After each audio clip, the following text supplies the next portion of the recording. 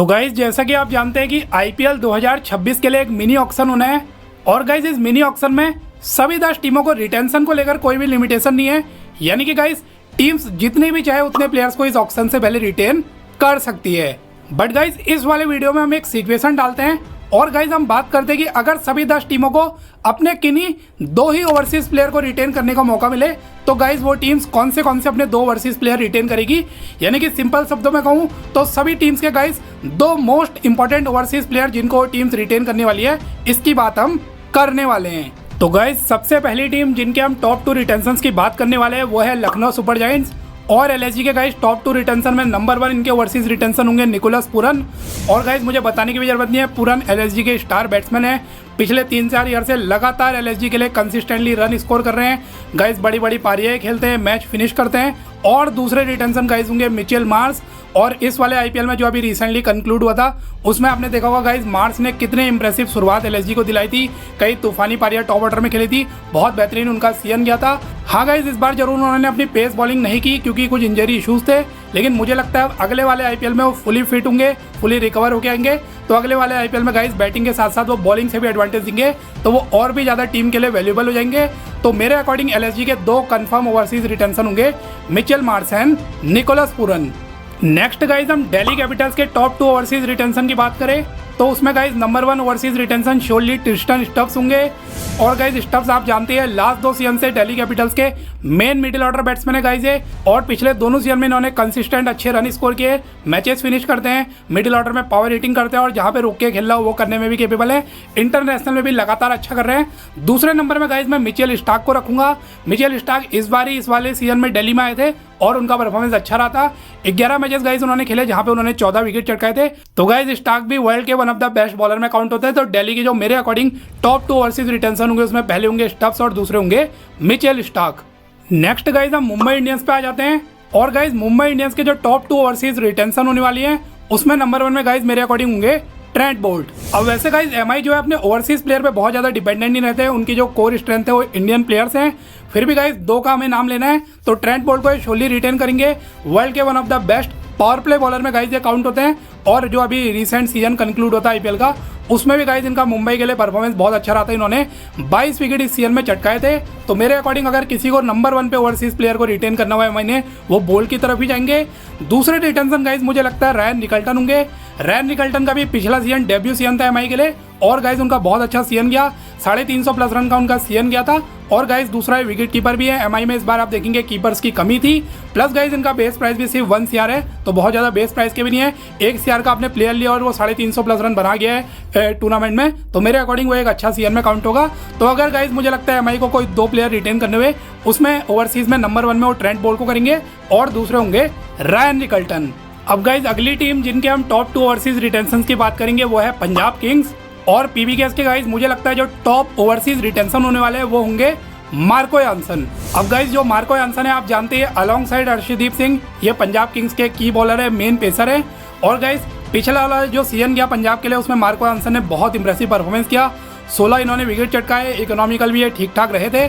Power play हो, death over हो, हर जगह बॉलिंग करने में केपेबल है, प्लस बैटिंग से भी हैंडी रहते हैं। तो मुझे ऐसा लगता है अगर पंजाब को कोई एक ही रिटेन करना हो उसमें मार्को यानसन उनकी पहली पिक होने वाले हैं। दूसरा गाइज मैं रखूंगा जॉस इंग्लिश को। जॉस इंग्लिश का भी लास्ट वाला सीजन पहला ही सीजन था पंजाब के लिए आईपीएल में और गाइज उन्होंने भी बहुत ज़्यादा इंप्रेसिव बल्लेबाजी करी। 1 डाउन में गाइज वो खेल लेते और काफ़ी अच्छी उन्होंने मैच विनिंग पारियां खेली। पंजाब के लिए एक बहुत वैल्यूएबल एसेट है गाइज वो 1 डाउन पोजीशन में, यह जरूरत पड़ी और 2 डाउन या ओपन भी कर सकते हैं, वर्सेटाइल भी है। प्लस गाइज वो विकेट कीपिंग का भी एडवांटेज देते हैं।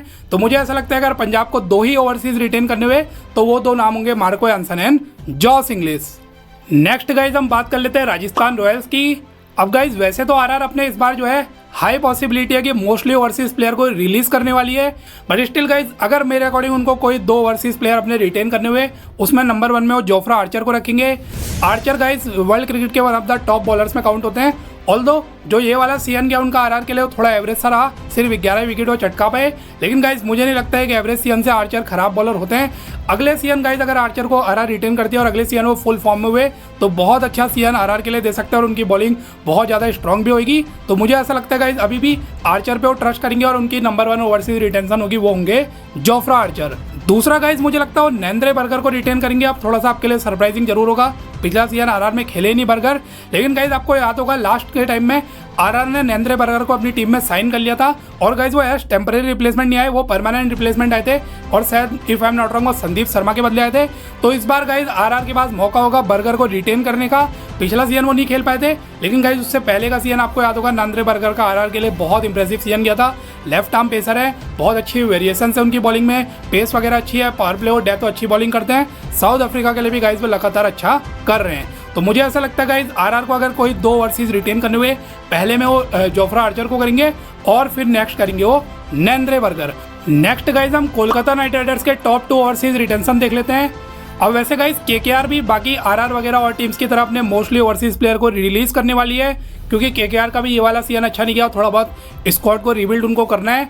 तो अभी भी गाइज मुझे लगता है जो उनके 2 ओवरसीज प्लेयर रिटेन होंगे उसमें नंबर 1 पे सुनील नारायण होंगे। ऑल्दो जो पिछला वाला सीजन गया गाइज सुनील नारायण का, उनके स्टैंडर्ड के अकॉर्डिंग उतना अच्छा नहीं गया बाकी सीजन के कंपैरिजन में। इस बार गाइज उन्होंने शायद if I am not wrong 11-12 wicket चटकाए और 250 के आसपास ही उन्होंने रन मारे। फिर भी गाइज मुझे लगता है अभी भी सुनील नारायण वर्ल्ड के one of the top T20 allrounders में काउंट होंगे और मुझे लगता है अभी भी गाइज जो है केकेआर उन पे फुली ट्रस्ट करती है। अभी भी उनकी एज आई थिंक 36-37 है, अगले 2-3 साल वो केकेआर को दे सकते हैं। और गाइज उनकी दूसरी ओवरसीज रिटेंशन मेरे अकॉर्डिंग एंड्रे रसल होंगे और similar to Narine guys Russell का भी ये वाला सीजन अच्छा नहीं गया। इस बार उनके 200 से भी कम रन थे, विकेट भी वो बहुत ज़्यादा नहीं चटका पाए। फिर भी गाइज मुझे लगता है एंड्रे रसल को अभी भी केकेआर जो है 1 सीजन या 2 सीजन और ट्रस्ट करेगी। इतने साल से वो लगातार केकेआर के लिए इतने बड़े मैच विनर रहे हैं, तो मुझे नहीं लगता इतनी ईजिली रसल को भी जाने देंगे। तो मेरे अकॉर्डिंग गाइज केकेआर के जो टॉप 2 फिलहाल ओवरसीज रिटेंशन होने वाले उसमें होंगे Sunil Narayan and Andre Russell. अब नेक्स्ट गाइज हम गुजरात टाइटंस की बात कर लेते हैं। और गाइज जो मैंने एमआई के केस में कहा था वो जीटी के केस में भी कहूंगा कि जीटी भी गाइज एमआई की तरह ही बहुत ज़्यादा ओवरसीज प्लेयर पे रिलाई नहीं करती है। सिर्फ देखा जाए तो 1 या 2 ओवरसीज प्लेयर ऐसे हैं जिन पे जीटी ट्रस्ट करती है। उसमें गाइज पहला नाम है जॉस बटलर, इनको 100% जीटी रिटेन करेगी और जानते ही हैं गाइज ये टॉप रिटेंशन क्यों होंगे, क्योंकि ये जीटी के स्टार बैट्समैन हैं। ये हो गए, गिल हो गए और साई सुदर्शन हो गए। 80% ऑफ द रन ये तीनों ही स्कोर करे थे जीटी के लिए और बहुत बड़े मैच विनर है जॉस बटलर, प्लस टीम के कीपर भी हैं। अब गाइज दूसरा पिक करना यहाँ पे थोड़ा टफ जरूर है, क्योंकि देखा जाए जीटी के बटलर के अलावा उतने ज़्यादा ओवरसीज प्लेयर ने अच्छा नहीं किया। रदरफोर्ड देखें आप इनकंसिस्टेंट रहे, फिलिप्स पे ट्रस्ट नहीं करते, रबाड़ा आपके ज़्यादा नहीं खेले, प्राइस भी उनका बड़ा है तो उनका भी 50-50 है, क्या रुकेंगे क्या रिलीज होंगे। और करीम जन्नत वगैरह पे भी ट्रस्ट नहीं करते, कोटजी पे भी उतना ट्रस्ट नहीं करते। तो अभी भी मुझे लगता है कि इस बटलर के अलावा दूसरे जिस ओवरसीज प्लेयर को जीटी यहाँ पे रिटेन करेगी वो मेरे अकॉर्डिंग होंगे राशिद खान। अब वैसे गाइस पिछले जो 2 सीजन से राशिद खान के उतने अच्छे आईपीएल में नहीं गए और प्राइस भी इनका बहुत बड़ा है, इस वजह से गाइस फैंस इनसे डिसपॉइंट भी है। लेकिन गाइस जहाँ तक मुझे लगता है इतने सीजन से राशिद खान जो है आईपीएल में लगातार अच्छा कर रहे, 1-2 खराब सीजन गए, मुझे लगता है मे भी उनको एक और मौका मिलेगा।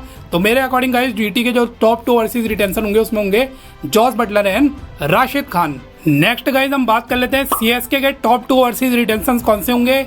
तो नंबर 1 पे तो गाइज नूर अहमद होने वाले हैं और गाइज आप जानते हैं नूर अहमद जो है सीएसके के स्टार स्पिनर हैं। पिछले वाला सीजन उनका डेब्यू सीजन था सीएसके के लिए और क्या इंप्रेसिव गाइज उनका परफॉर्मेंस रहा। 14 मैचेस उन्होंने खेले जहां गाइज उन्होंने 24 विकेट चटकाए, तो बहुत हाईली सक्सेसफुल उनका सीजन गया।